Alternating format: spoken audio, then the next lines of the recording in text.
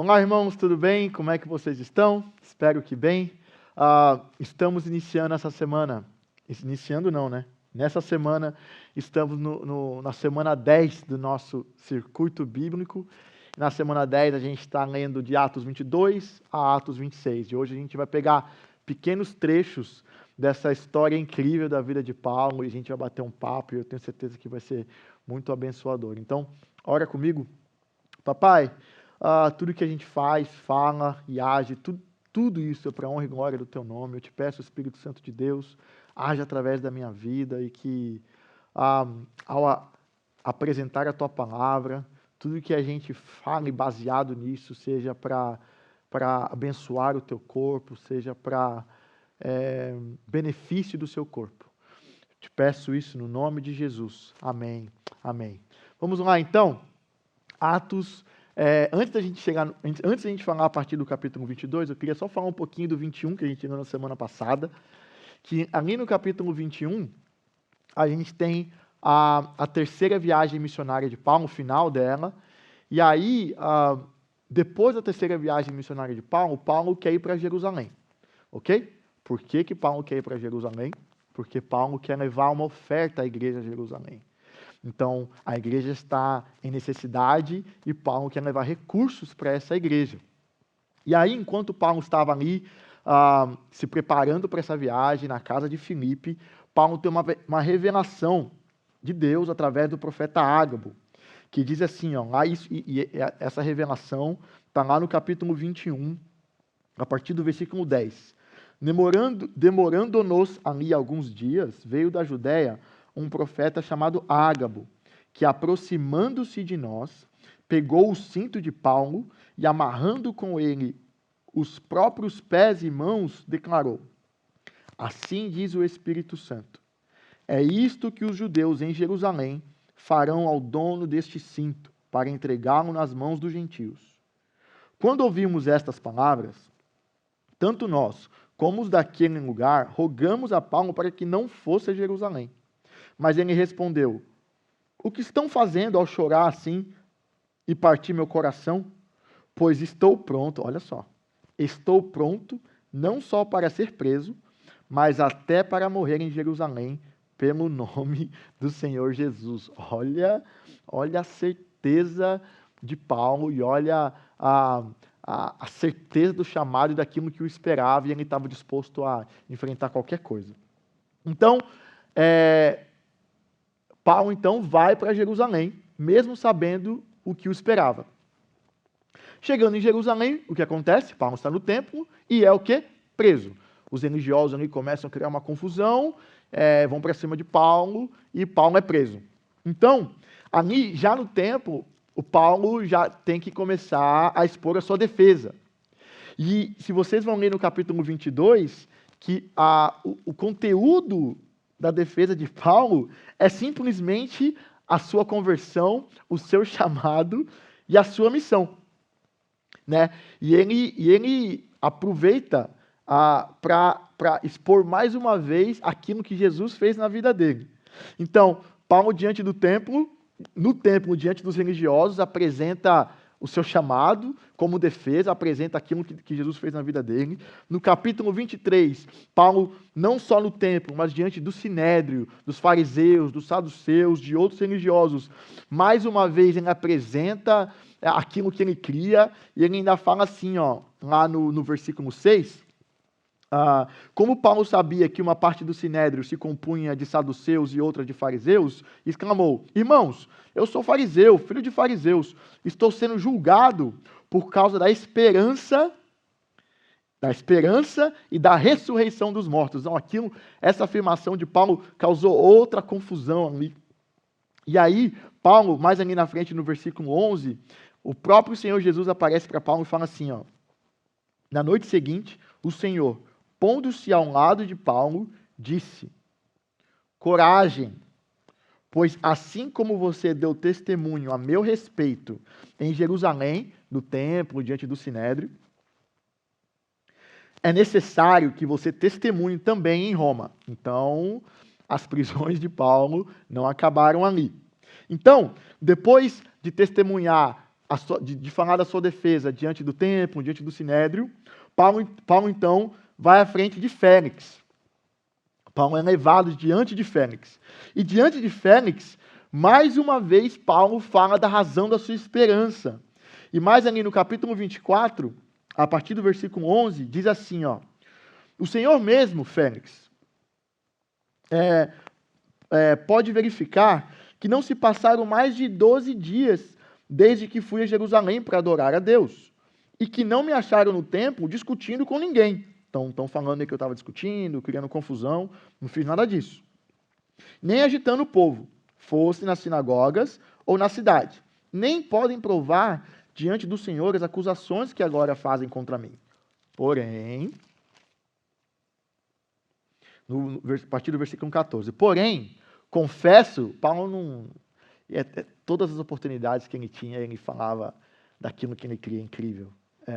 Porém, confesso ao Senhor que, segundo o caminho a que chamam seita, assim eu sirvo ao Deus de nossos pais, acreditando em todas as coisas que concordam com a lei e os escritos dos profetas, tendo esperança em Deus, como também estes a têm, os próprios religiosos, né? Porque eles também criam em Deus.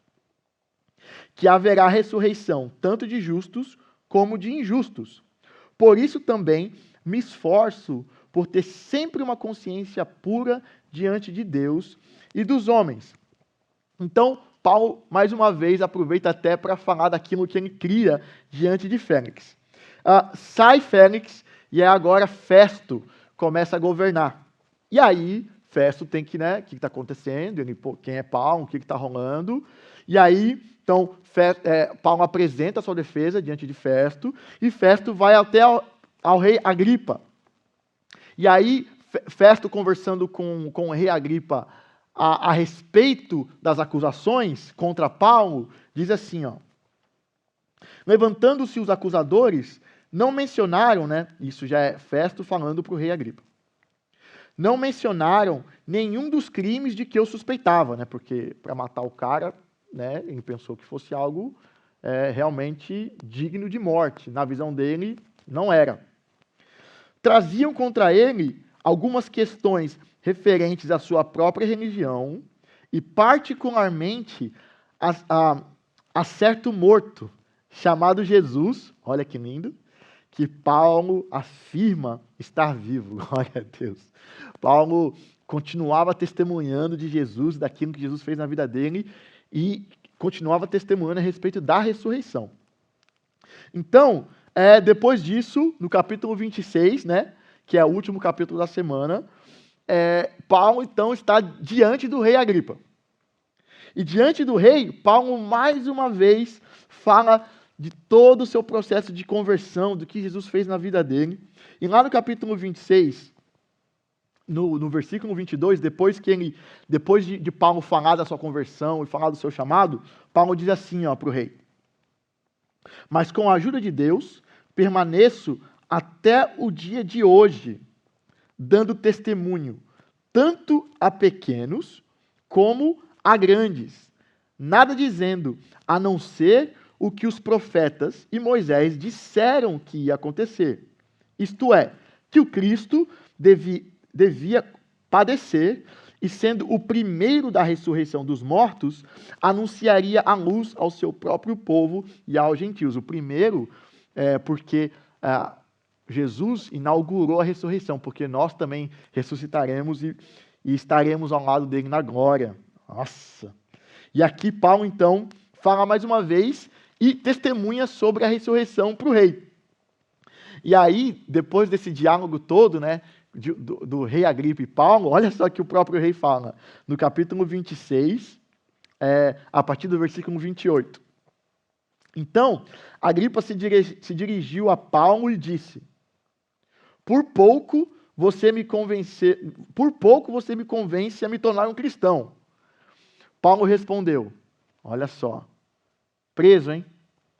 Peço a Deus que faça com que por pouco ou por muito, não apenas o Senhor, ó Rei, mas todos os que hoje me ouvem venham a ser alguém como eu, mas sem estas correntes. Glória a Deus. E que coragem. Gente, agora, vamos pensar um pouco. De onde que Paulo pegou tanta coragem assim? Eu fico impressionado com a convicção de Paulo e com a certeza de Paulo, com o chamado de Paulo, as prisões que ele já tinha enfrentado aqui, os açoites, ele já tinha apanhado, já tinha enfrentado fome, tinha enfrentado um monte de coisa. Agora ele sabia que ele logo enfrentaria a morte, mas mesmo assim Paulo continuava intacto no chamado e na missão dele. Então, fica a pergunta para a gente. Como isso foi possível? Pensa comigo. De onde Paulo tirou tanta coragem, gente? E aí, como ele testemunhou todos esses diálogos e diante das acusações, Paulo testemunhava da sua conversão, não tem como a gente ir para outro lugar senão para a revelação de Jesus. Gente, Paulo, vocês conhecem a história, perseguidor dos cristãos, assassino, não tinha dó de ninguém. Aquele que perseguia se torna um dos maiores pregadores e plantadores de igreja. E Paulo aqui preso, apanhando, continuava testemunhando por quê? Porque Jesus se revelou a Paulo. Paulo viu Jesus. Paulo ouviu Jesus. Paulo testemunhou de Jesus. Paulo viu. Jesus foi revelado para Paulo. E isso mudou toda a história. Então, a revelação de Jesus na vida de Paulo fizeram algumas mudanças incríveis. Primeiro, que a gente pode destacar, de como Paulo se relacionava com a revelação, com a palavra. Paulo já sabia a Bíblia. O Paulo, fariseu dos fariseus, conhecedor da palavra. Você acha que Paulo não conhecia a palavra? Paulo conhecia a palavra. Mas, quando ele foi impactado com a presença e com a revelação de Jesus, Paulo teve que ler tudo de novo, aprender tudo de novo, agora com a lupa de Jesus, pós-revelação. E aí fica uma lição enorme para nós, religiosos, nós cristãos, nós que seguimos uma agenda religiosa, que não adianta nada a gente conhecer da palavra se Jesus não se revelar através do Espírito a nós.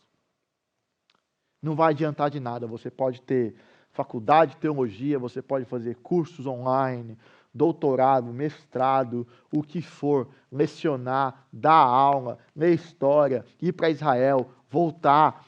Se Jesus não for revelado através do Espírito a você, tudo isso aqui vai ser apenas um livro histórico.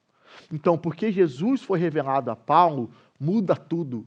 Muda a forma dele interpretar, muda como ele expõe a palavra, porque Jesus foi revelado. Então, a revelação de Jesus mudou a relação dele com a palavra. A revelação de Jesus também deu a Paulo uma convicção que, apesar das lutas, apesar das prisões, estava tudo certo. Como isso? Que esperança é essa? Paulo entendeu, através da revelação de Jesus, que não somente Jesus veio, ele morreu, ele ressuscitou, e por conta disso eu também serei ressuscitado. Então a esperança de Paulo não era mais aqui, a esperança de Paulo estava na glória. Então, por conta disso, Paulo conseguiu enfrentar os açoites, conseguiu enfrentar as prisões, Paulo conseguiu enfrentar os naufrágios, Paulo conseguiu enfrentar fome, Paulo conseguiu enfrentar pobreza. Tudo que Paulo enfrentou, ele conseguiu enfrentar e não titubear e não sair do chamado dele, porque Jesus, o Espírito, revelou a ele aquilo que ele esperava, aquilo que o esperava, e aquilo que Jesus abriu, o caminho que Jesus abriu foi revelado a Paulo. Então, da mesma forma que a revelação de Jesus deu a Paulo essa convicção e essa força, essa resiliência para aguentar as tribulações, o mesmo Espírito, o mesmo Jesus nos ajuda a passar por as tribulações que aqui vivemos. No mundo tereis aflições. No mundo a gente tem diversas tribulações. No mundo a gente vai passar por grandes dificuldades. E a gente tem visto nesse nosso mês da gratidão quantos testemunhos e dificuldades que nossos irmãos têm passado, mas mesmo assim eles permaneceram. Por que eles permaneceram? Por que nós permanecemos? Porque Jesus foi revelado a nós. A mesma esperança que Paulo tinha, nós temos. E por isso a gente consegue permanecer, assim como Paulo permaneceu.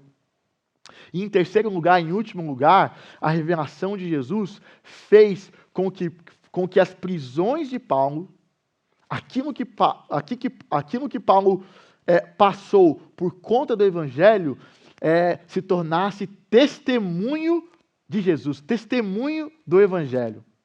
Então, as prisões de Paulo não o derrubaram. As prisões de Paulo se tornaram testemunho da obra de Jesus, da obra salvadora, daquilo que Jesus fez. E aí fica a pergunta, primeiro, quais prisões nós temos enfrentado?